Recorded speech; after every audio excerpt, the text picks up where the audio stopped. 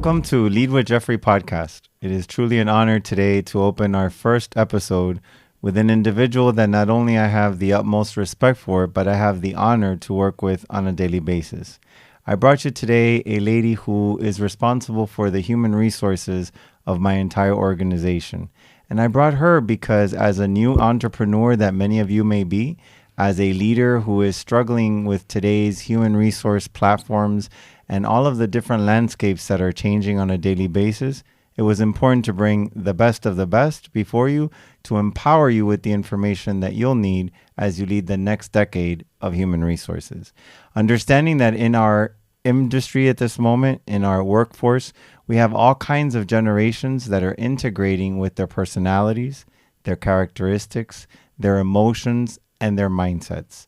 And leading HR from a leader perspective is very different in today's world than it was a decade ago. So I bring to you Andrea Adkins, who is the person in charge of HR for my organization and who I call the expert, the queen, the best. Andrea, let's start our podcast with you telling the audience a little bit about yourself and why you are the special person for the most important seat in any organization, which is leading human resources. Wow, it's always really hard to follow up with that introduction. So thank you so much, Jeffrey. Of course, I'm Andrea Adkins. And when I think about human resources, for me, it's really important that we think about the human aspect versus just the resources. And I feel like in today's society, and sometimes even in previous circumstances with companies or generations, the resources has always been the focus. How do we get capital and human capital to do what we need them to do to meet our deliverables? And as a human resources chief, I really wanted to focus on the human aspect. I have a background in counselor education, so my master's degree is in counselor education with an emphasis in school counseling. And I'm also a clinical certified mental health therapist here in the state of Florida. And so both of those degrees, both of those experiences come together to really understand humans. And I think fundamentally at our core, we have to know how to develop our teams, but we also have to know what inspires our teams, what motivates our teams, and how do you stay current in that process. And so having both the clinical background to be able to do so, and I think from a very, very young age, I naturally found myself in the helping profession. I was always excited about being the teacher's helper. I was always excited about collaborating in my professional career to be there to support other individuals. And I've always been a part of a team. And human resources is all about understanding you are a part of a team. You may not always be the coach, you may not always be the player, but having a core function and understanding what that function is and understanding how that function functions within your organization is extremely important. So for me, being a role player, I played basketball when I grew up, and I was not the star player of the team by any means, but I was the most critical role player because I could motivate my team. I could really support my fellow teammates, and that has transitioned into my leadership at this particular level to be able to continue to collaborate, to understand, to really deep dive into what are our challenges that we're facing in the workforce or with the team member that we might be working with, and how do we truly support them in that particular area rather than a generic Band-Aid approach to getting our staff members or our team members what they need. That's awesome. I didn't even know you played basketball. Andrea, you know, our followers and our subscribers and some of the audience that's hearing us today are young entrepreneurs that are excited about starting their business. They scroll up and down Instagram and social media, and everyone's inspiring them to take the non-traditional route. But they open their business, they create the name, and they forget about the basics that are so important in making sure their business is strong and, more importantly, successful. And human resources, because people do matter and are what makes a business, is one of the most important things. So what advice would you give those young entrepreneurs who just incorporated, they have their name, they have their logo, they basically have their template for their website, but don't know where to start? I think for most young entrepreneurs, you normally start doing a lot of the work yourself. So you try to figure out how to put this product together. What is the process and the procedure for this particular thing within our business? And I think that's first and foremost really important, that we don't move too fast in that process, so that you can really try to understand what does it take to be successful in those different components. Whether you're the website designer, whether you are the communications analyst, whether you are actually the product creator and designer, taking an opportunity to truly understand what it means to do in each of those roles as you're starting your business will then allow for you to transfer process to other individuals that you're bringing in on your teams. It's important that many of your teams are clear about what you want from them, but it's also important to share, if something is in its working phases, that you share that with the new team members that you bring on to your team. If you're a startup business, we've been in business for 30 days, 60 days, 90 days, that looks very different than working at a corporation who already has an itemized training calendar and they know how to really confirm that people understand process. And so that level of communication with new staff members is really important, to be able to have a very good level of transparency about where you are in your business and what does that look like. And then also having the level of empathy, because you've actually walked through each and every one of those steps, which I know you and I talk a lot about your human resources experience. And so when I collaborate with you, you get to share concepts and ideas with me that you've experienced prior to. And only because you've had that experience, you can better guide me as a leader. And so that's probably one of the critical components as a new startup or a new business, is really drill down for yourself. What does it take to do each of those components as much as possible? And once the transition is ready to happen for other individuals, be transparent, be open, be honest, and share with them the procedures and the process that you took, while then empowering them to share back with you areas in ways that it can improve. Because you might have done it one way and you're bringing on a different mind, you're bringing on a different perspective and vantage point. So as a leader, as a CEO or a leader of your business, staying open to feedback from your team so you can continue to grow and evolve as quickly as possible also fosters a level of connection.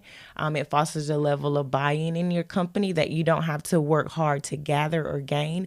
And that's what truly keeps people working at a particular company, whether they're a startup or they've been around for a while.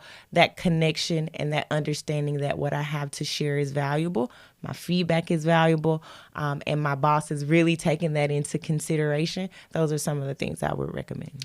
You know, you stated a couple of things that made me go back in time 15 years ago when I opened this business. And one of the things that I took into account was developing the org chart like I wanted to end. I planned an org chart for a Fortune 500 company, scaled up to the size that I wanted, identified each position, defined the roles of each position, and then between me and the individual that was part of the organization and the opening stages, we divided the jobs based on our talents and our skill sets, but still keeping those roles alive so that as people came on board, it was easy to transition. So I really connected with that because that was something that helped us when we opened this organization. Understanding that and staying along that, the young entrepreneurs don't really understand how to interview, how to recruit, how to identify who's the right individual that's going to help me take my vision to manifestation. And more importantly, that's going to be a support when I need them, is going to be a push when I need them. And so what advice do you have for the young entrepreneurs and some of our sitting leaders who have experiences, and though they've been open for a while and engaged in leadership, because the landscape has changed so much and this human resource process now is so different, Very different. what advice do you have about how they find the right prototype of the individual? So I was just listening to a TED Talk 2 days ago as we continue to learn and grow and evolve in this particular landscape. And it talked about generating a formula of what success looks like in your business. And oftentimes people, when they're looking to hire someone, they're looking to hire a duplicate of themselves. They're looking for the person who has the same energy, the same commitment, the same drive, because they have found proven success in that. And so looking for someone to complement that generally looks like hiring a duplicate of yourself. And in this particular podcast, it was highlighting that you really have to understand what are the complementary skills you need that currently do not exist on your teams. And so first, you have to evaluate who's on your team. What skills do they have, both hard skills and soft skills? What are those technical components that are required for the position? But what are those emotional skills that are required for the role? Who fosters that right now in your teams, and what is it that you need? If you need an individual who is more compassionate, more understanding, more of a people-oriented person, then that person is going to have a high level of emotional intelligence.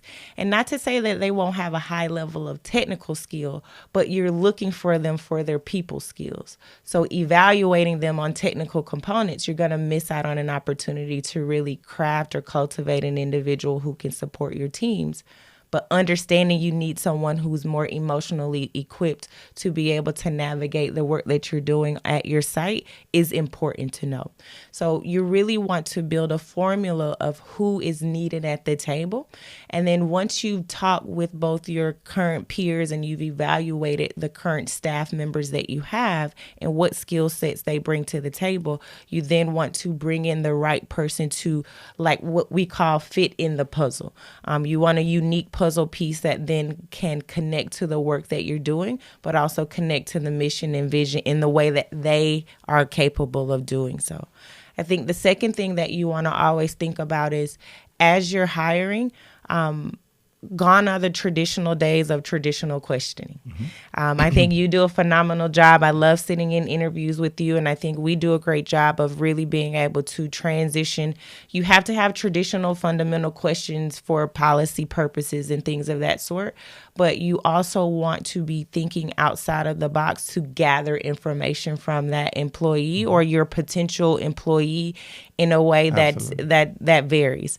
And I love that sometimes we use unique questioning, and many of our people who interview with us, they pause for a second and they'll say, I've never heard that question before. And that makes you different as an employer. That makes you different, and that makes people immediately want to connect with you. And so looking outside of the traditional Googling, ChatGPT, what questions should I ask for a senior account manager?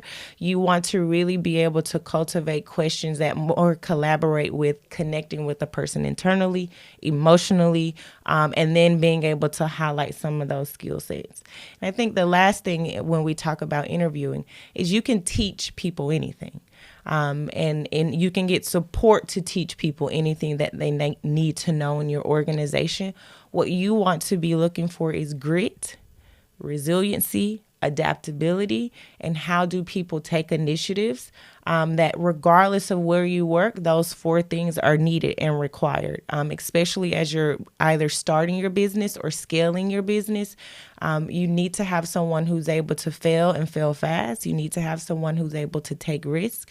You need to have someone who's not afraid to communicate, or once they learn the dynamics of communication, that they are active and engaged in the process rather than passive and just waiting for you to share information.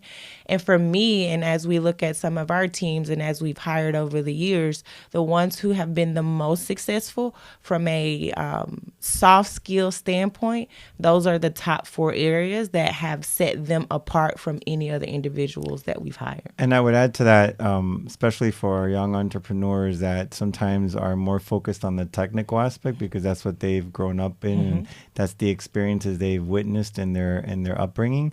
I would say that I hire hearts. Because as you stated, we can teach anybody anything, we can help them grow in anything, but you can't change their heart. And that heart has to connect with the energy and the vision that you're trying to create and the culture that you're trying to put into your organization. And I think in this current arena that the young lives are working in, and that even the senior leaders are engaged in as they're leading the young entrepreneurs, the young employees, they need to realize the importance of the emotional part of the work. You know, I always say that gas is the most important part of the car because it gives it the energy, and the heart is the most important part of the outcomes and getting those results in an organization. Mm-hmm. So I totally agree with that. But you know that some of the young entrepreneurs, because they're so used to texting, Mm-hmm. they're so used to really not having those long-winded conversations that really create the greatness. Mm-hmm. Sometimes not wanting to beat the piñata deep enough. Mm-hmm. So as they're deciding on the types of people they want to bring into the organization, and let's say most of them are more than one owner, Mm-hmm. what suggestions do you have for those young entrepreneurs and even some of the people that now are having a hard time in that teamwork and that collaboration and that conversation and that brainstorming, forgetting that it's not about talking, but having a thought partner? Mm-hmm. So what advice would you give them on how they go about developing the characteristics of their employees? Well, if I had that, I could sell it in a bottle and give it away, right? But some of the things that I think that most people should take into consideration is, number one, as the generations are changing, leaders have to also change with the generation. And so it's not uncommon to have a group chat and texting ideas and texting thoughts and texting pictures or brainstorming boards or things of that sort. I would not say that that's an informal way of communicating. I would say in today's era, you probably will have several group chats, several signal chats where people are able to on the go very quickly share thoughts, share information, and can synthesize information.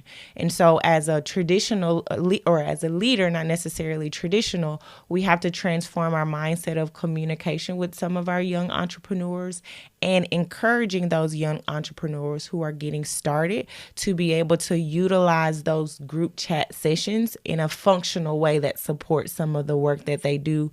And sometimes you might have to set parameters and guidelines for different content that's going to be shared. For example, we have some of our chats to say this is just a chat about professional communication. So giving ideas, talking, feeding energy. We have a separate group chat for birthdays and recognition and who wants to go to the happy hour after work. But you want to be able to utilize that as a component to sometimes gather information. I think the second way that you look at making the connection of and creating thought partnership is to be able to understand your staff, your employee as much as possible, and do your best to have that compromising of meeting them where they are. So, for example, we do a lot of brainstorming over dinner. And sitting in a traditional boardroom with a whiteboard and throwing up ideas on the whiteboard is sometimes unconventional at this particular stage. So looking at every opportunity to build on thoughts with your team is a great way to approach it. I know we always do a great job of starting a dinner with something that's maybe work related or beating the piñata of something that we might be working on. And then we transition into more social hour and we come back to some things that we're working on at a later time. So it's really important to be able to have a balance. And when you do have your teams together in one place, especially physical, you want to maximize the opportunities that you have to connect and engage. So it might start off with something social. It might start off with an opportunity for people to kind of relax and bring themselves to the table. But then once you get them in a meeting or in your office, let's say particular, and you really want to collaborate with them, you want to take advantage of that opportunity. And collaboration and communicating collaboration with your teams right now, when you have them in that setting, it might require you as a leader to really understand what are engaging questions. Like you can't just go in and say, okay, guys, what are we working on today? Gone are those days. You need some STEM, some thought-provoking questions to get the communication and to get the creativity flowing in your teams. And being unprepared could allow for you to waste time with team members who are very short, sometimes in their connection and in nature. So you want to prepare ahead of time and be intentional about that communication with your teams. And so as they identify the characteristics of the individuals that they want to hire, and they're working together in this thought partnership arena that you just mentioned and how they engage, what types of things should they do to prompt those questions and come up with those characteristics as they relate to their vision and mission? So I think if you have a thought partner as a leader in general that you're planning for a meeting or a team event that's coming up, taking the time ahead of time to think about what environment do we want to cultivate? What is our deliverable that we're trying to meet? Is it that we're trying to create an organizational chart? Is it that we're trying to talk about our next client? Is it that we're trying to get sales within our organization? Think about what are the deliverables that you're trying to accomplish, and then working backwards to say, how do we foster that environment in our meeting that we're about to hold? What are going to be the necessary requirements to be able to spark that conversation? And think of questions ahead of time that will prompt the communication. Again, come prepared to be able to ask deep, thought-provoking questions that are open-ended in nature, that oftentimes allow for collaboration.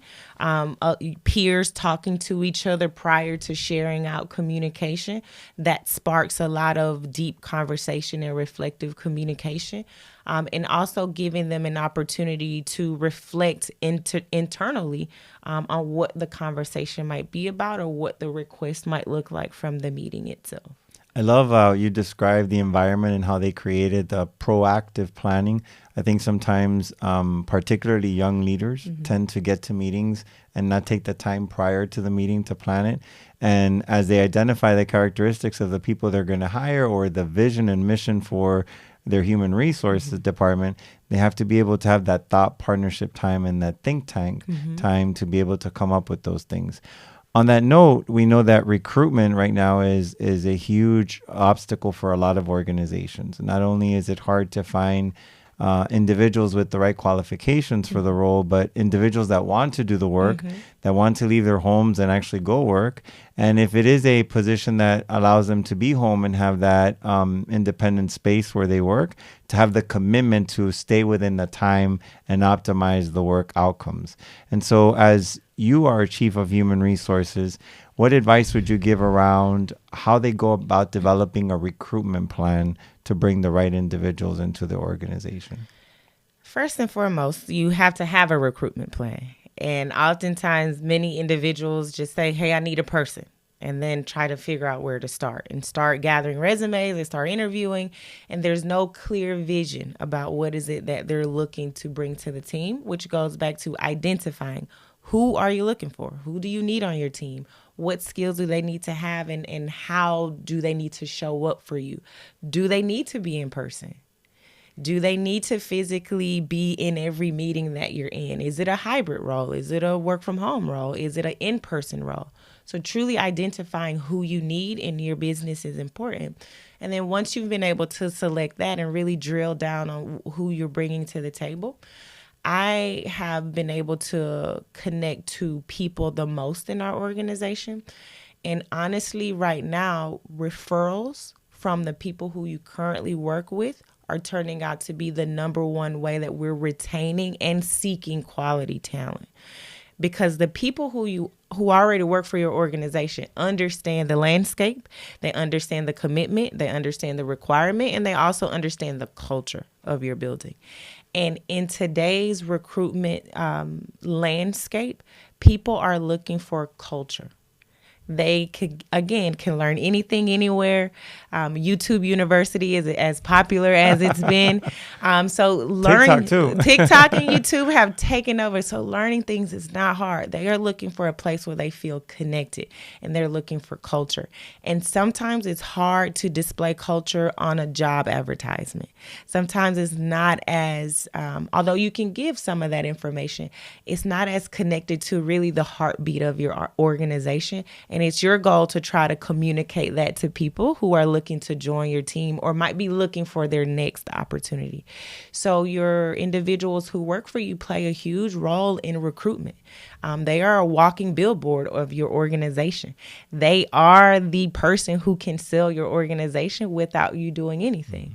And so how do you channel and charge some of your leaders and people within your organization to have that hat, to wear that badge, or to own that component of recruitment as a part of a member of your team is extremely important.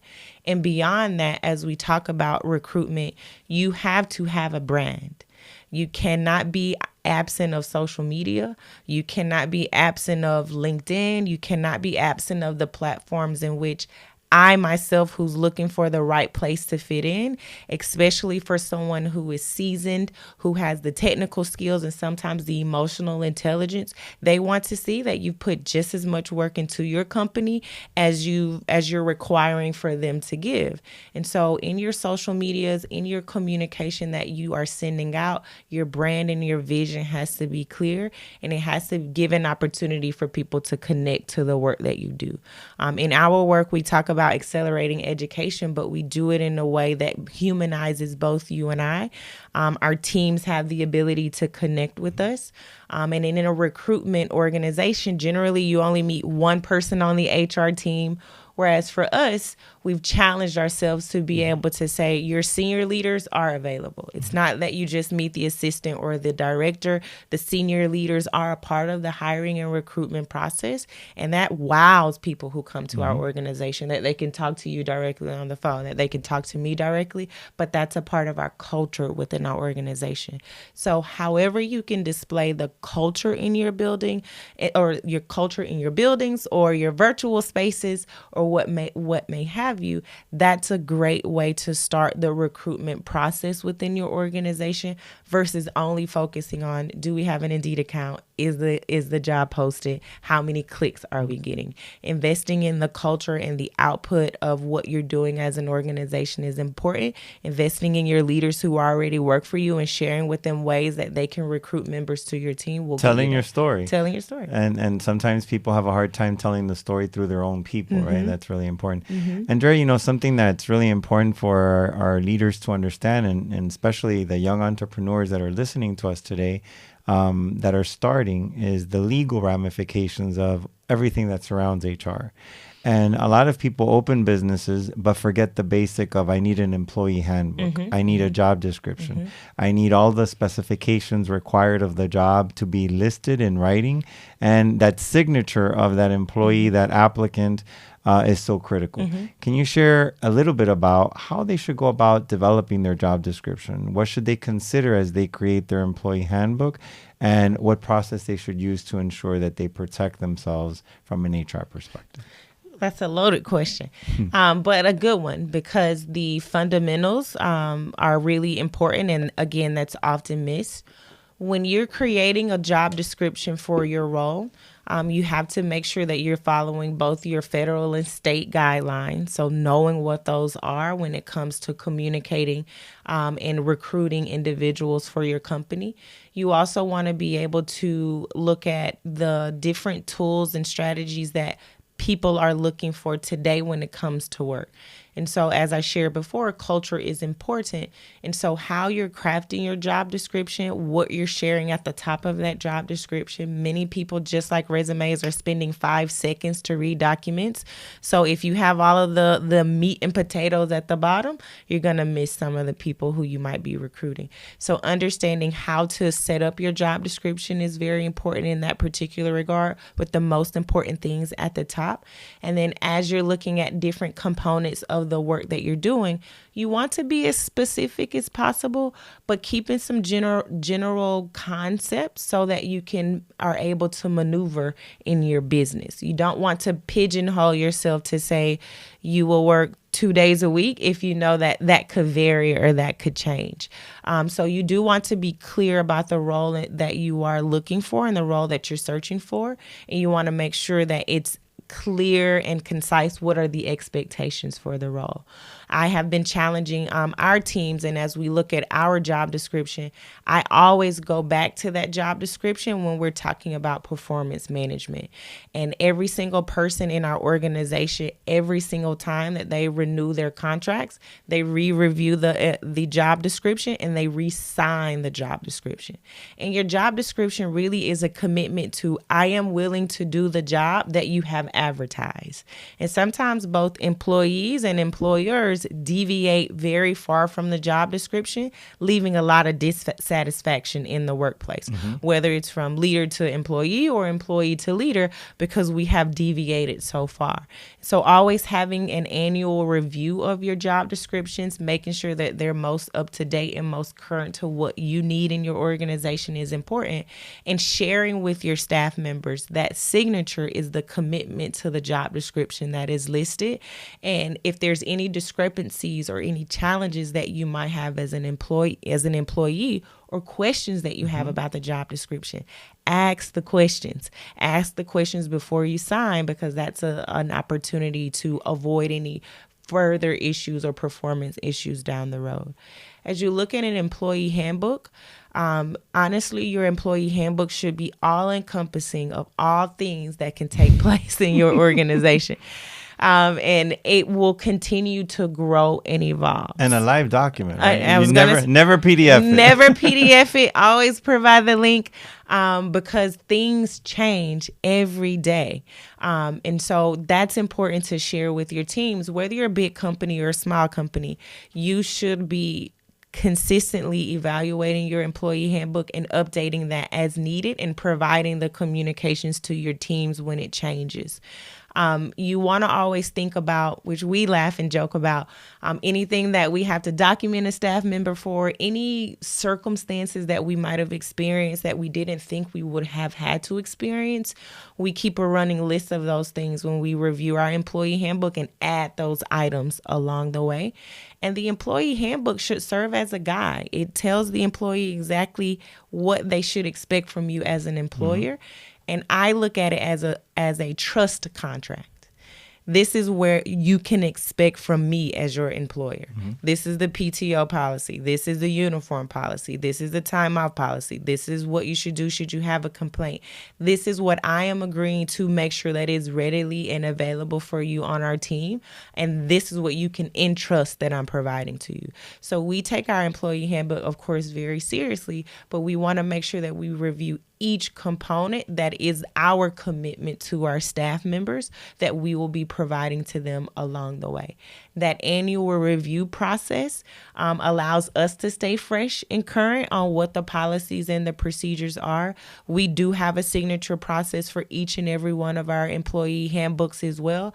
And again, similar to the job description, it is the commitment process that your employee is also making to work with you based on the expectations that are provided. So it eliminates the fuzzy, it eliminates the gray, it eliminates the what ifs or maybes. And then also in the continual updating process, it allows for you to grow and evolve. If you are brand new to your company, brand new to your organization, brand new to your field, you want to at least start with the basics, and knowing that having an employee handbook is important. You should most certainly have it and understand that it's going to grow and evolve. You should at minimum have your hiring practices in your employee handbook. You should at minimum have what is your performance policy. If you are going to have an annual review or a mid-year review and have a sit-down conversation with your staff members, you want to share your conduct policy at minimum of what you expect within your organization. What is your alcohol and tobacco policy at minimum? What is that expectation? Especially today. You have to be very clear about what those things look like, and those are the minimums. Like in your organization, what does that look like?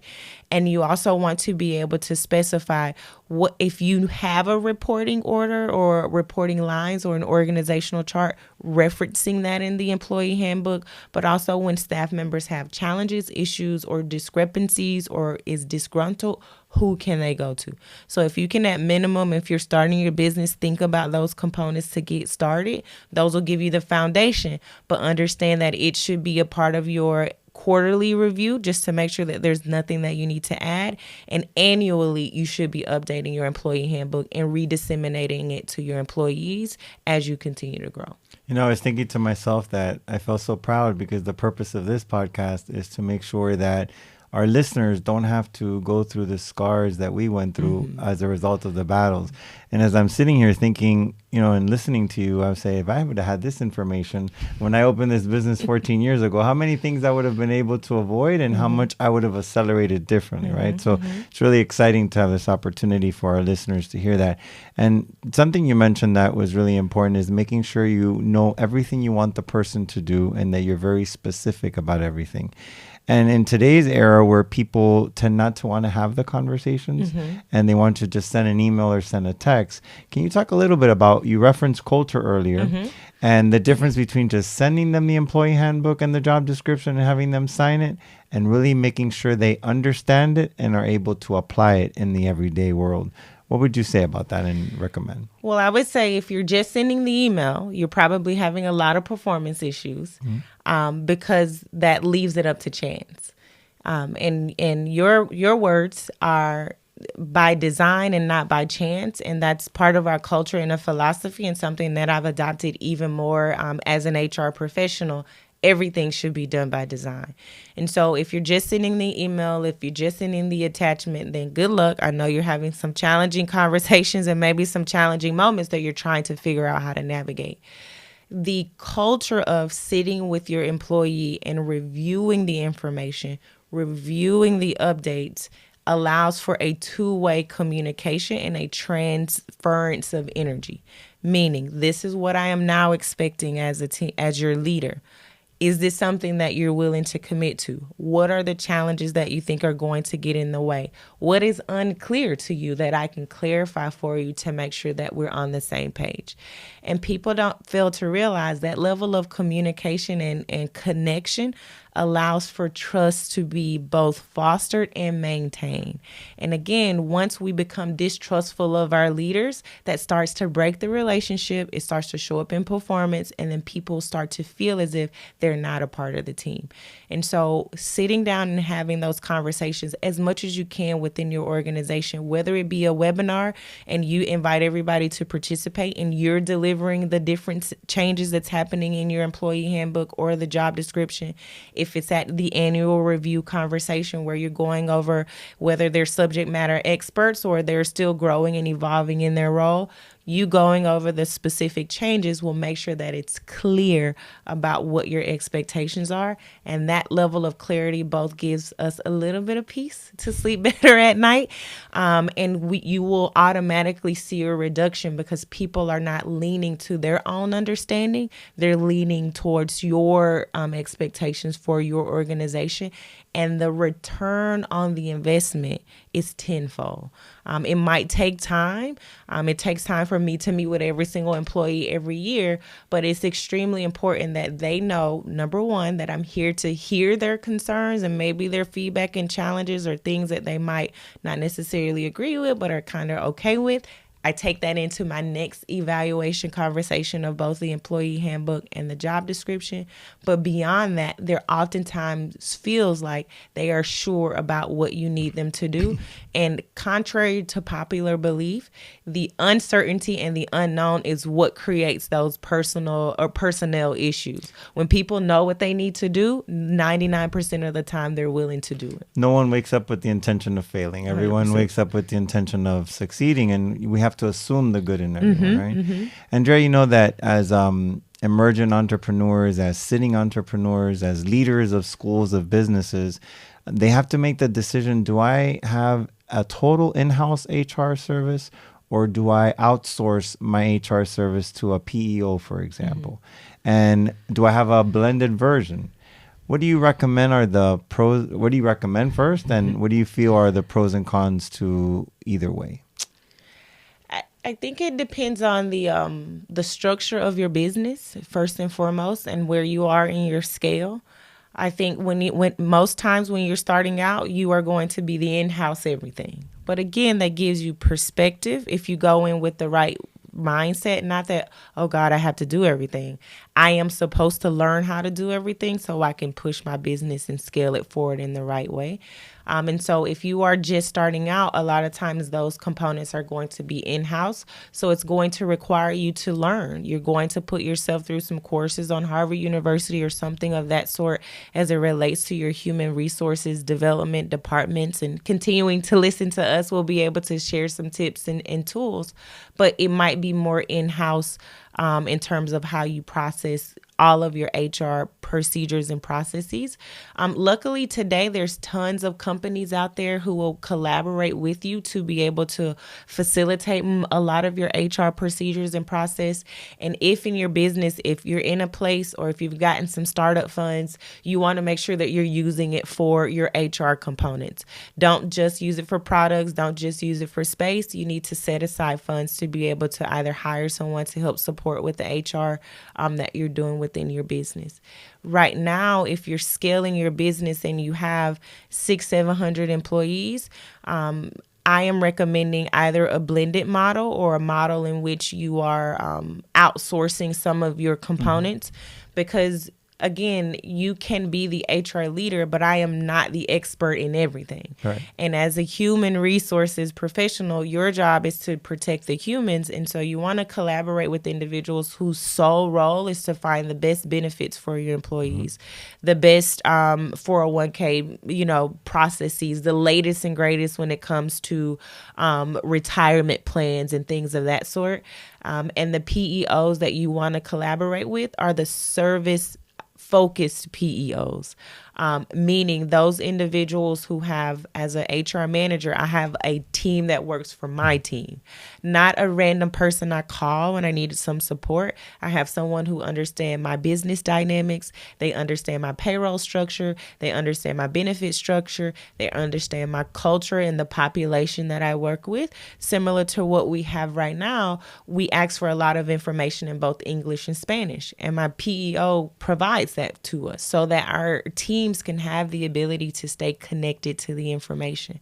So a mixed model, meaning some of your payroll processes and procedures that are very HR technical can be outsourced to a PEO, but that doesn't make you absent of the process as an HR manager. Well, I would tell you, as CEO of this organization and of many businesses that I've had, what I have found is that the blended model works to build culture.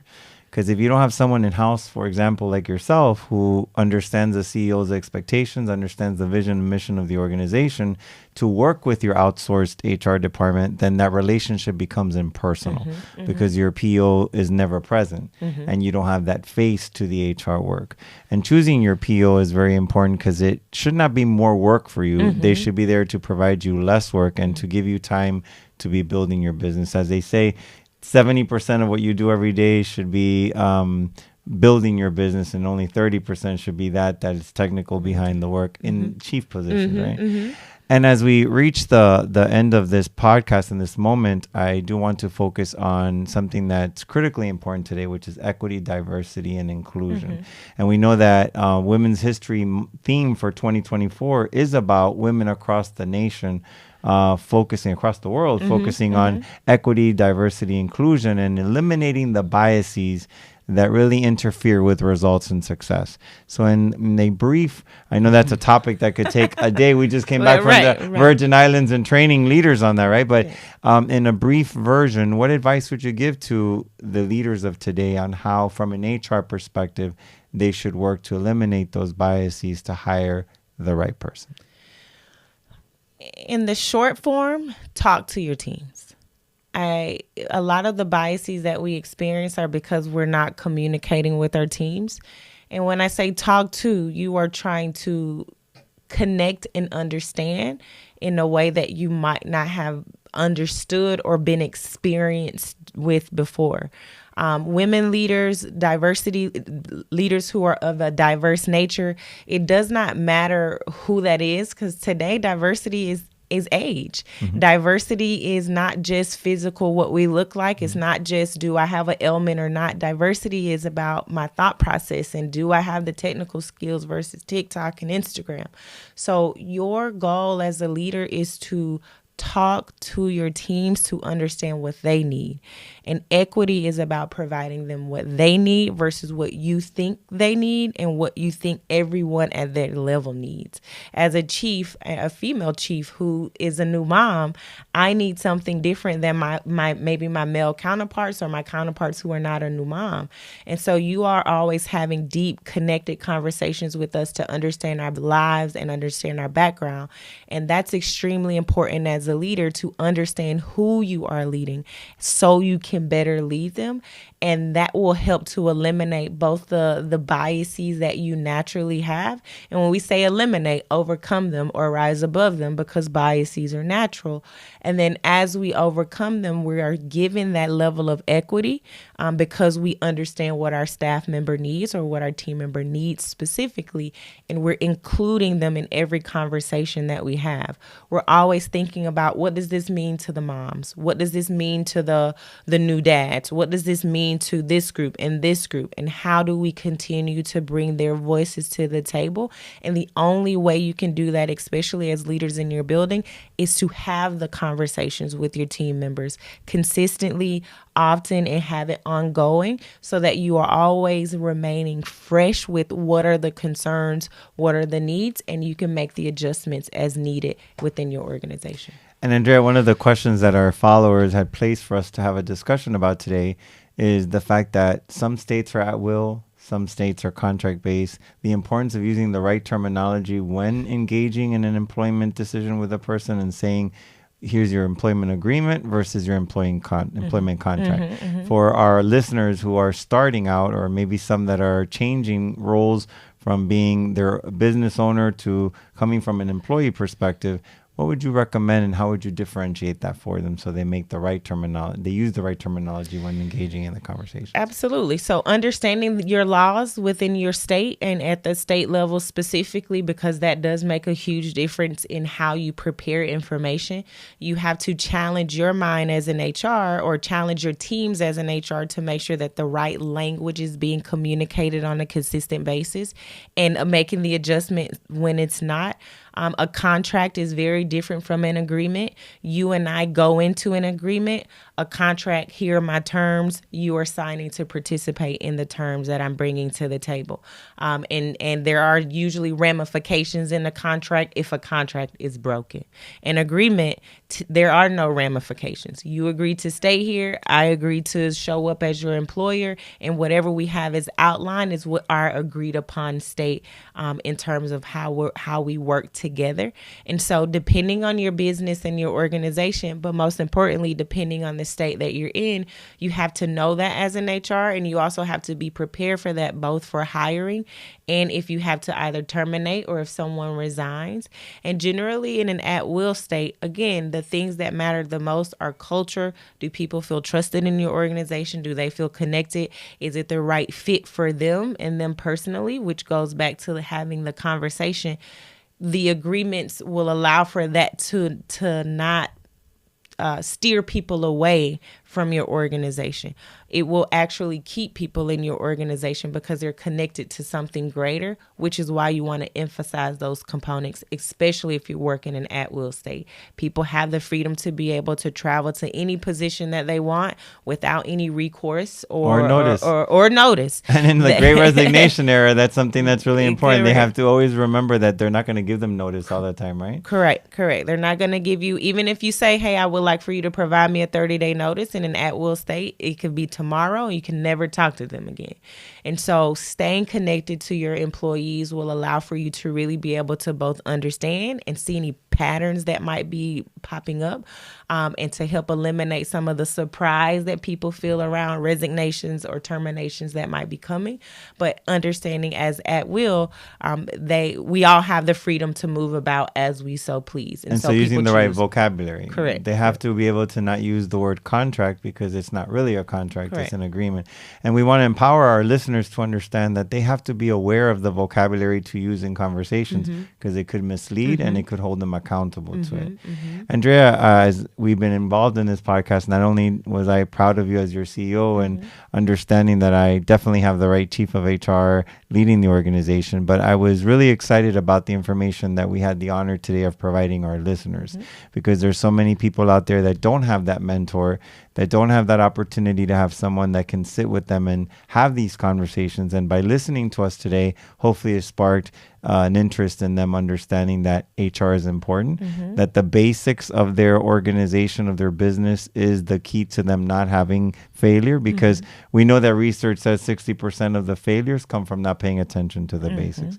So I want to thank you on behalf of LWJ Jeffrey for being here today. I know this will not be the last time because I know that this topic is something that our listeners definitely want to understand and know more of, because HR is ever changing. It's never static. It's always dynamic. And more importantly, in today's world, post-COVID, a lot of things are very different.